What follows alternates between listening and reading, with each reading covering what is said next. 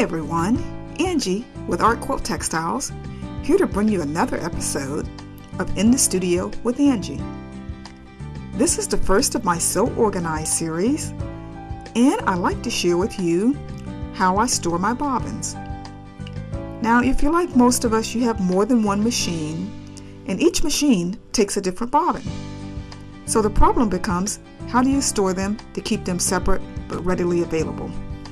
I've come up with a really simple idea, so why don't you go ahead and take a look at it. I like to have on hand a lot of bobbins.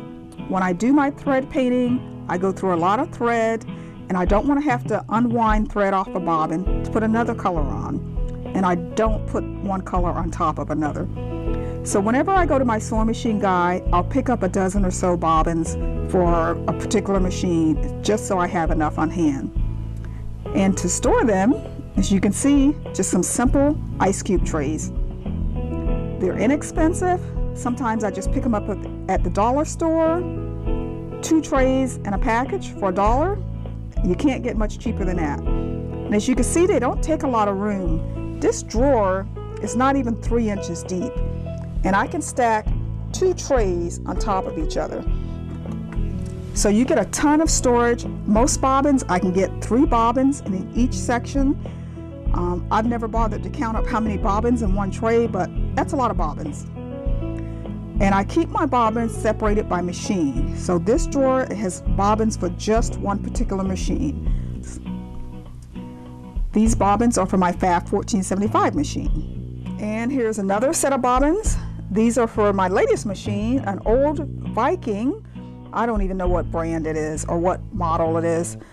I use that machine strictly for sewing on my rust fabrics, and so it has its own dedicated set of ice cube trays.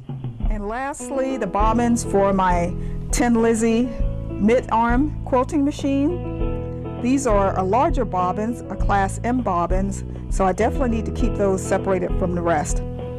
I don't have a lot of these bobbins yet, but eventually I'll build up my supply of these bobbins. So give it a try. I think you'll like it. They don't take up much room. You can store a lot of bobbins in a small amount of space. A different bobbin for each tray, and it's inexpensive. So I say give it a try.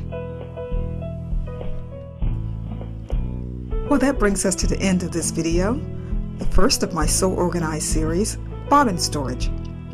I hope you found some useful tips in this video, and if you like it, please give it a big thumbs up. If you want to see more videos of this type, subscribe to my channel. The link is popping up on the screen as we speak. And I do hope to see you back here again soon. But until then, happy sewing and have a beautiful day.